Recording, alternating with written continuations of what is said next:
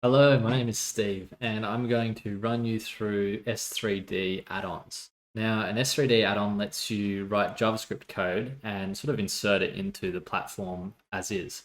So if we went into add-ons here, you'll find a few default ones in here. Bill of materials is a good example.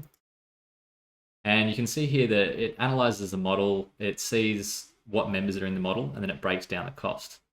And it gives you quite a lot of detail. You can go in and edit the details and costs of things and the weights. But we're going to look at how we can sort of create this, or just getting started anyway. If you don't see them, you can go into your account settings, then go down to software settings, and down the bottom here, you'll find that you can turn on different add-ons. Now, during this process, your best friend will be the documentation, which is just this one on the right over here. And you can see the bill of materials is the example at the top here. So if we open this up, the way it works is you can just take this bit of code, drop it into the console, and then you can sort of just build off that. So let's take a look at what that looks like. Back in Structural 3D, what I'm going to do is open up the web developer console, and I can just do that by clicking out of the renderer and then pressing F12. You'll also find it up in the options up the top. And once you've got this open, you can take this code over here and just drop it straight on in to the console. We just clear this, paste that, run that, and now if we go up here, you'll find that the custom app is loaded into the apps. So you can click on that, open it up, and you can see that it's sort of inside of Structural 3D.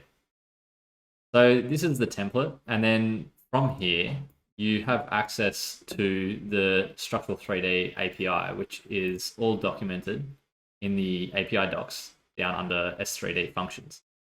So this will show you how you can interact with the model and any sort of functionality that you typically do see in Structural 3D. So if we went down to S3D Structure, in here you can find all of the different ways that you can get the structure, the model, and then you can set the structure, you can get the nodes, remove nodes, and so on. All the methods for manipulating this model are available via this API here.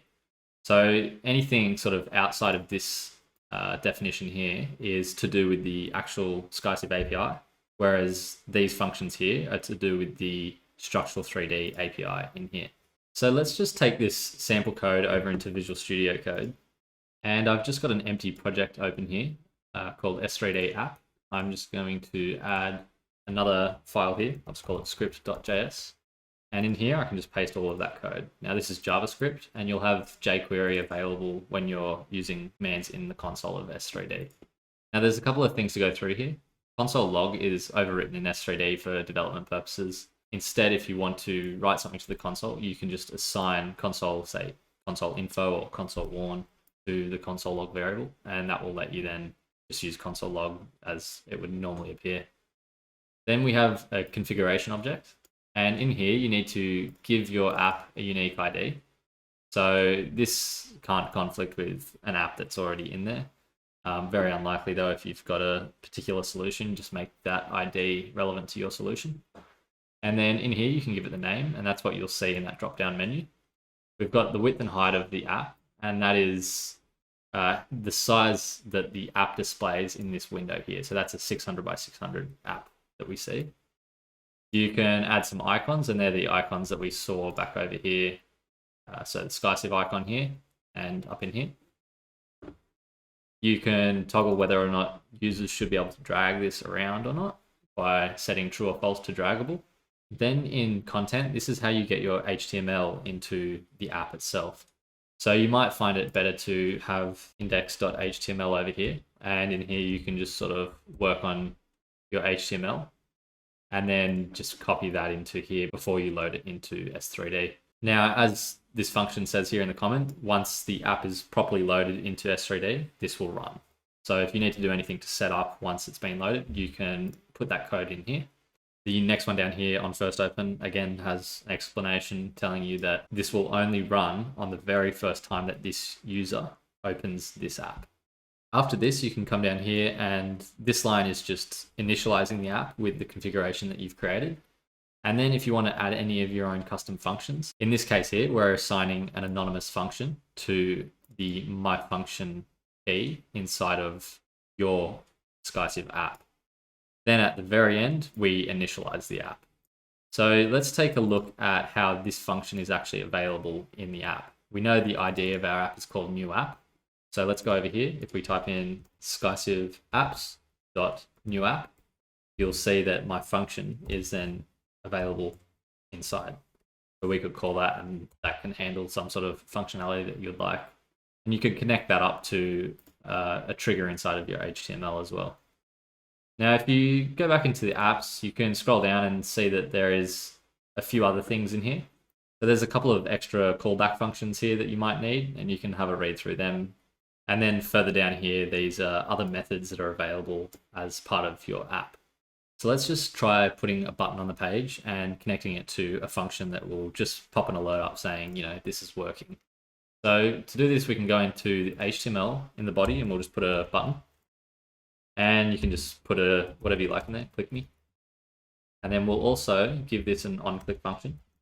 Now, whatever we put in here will get executed in the console. So we could just put SkyCiv apps.new app.say hello, and we'll call our function say hello.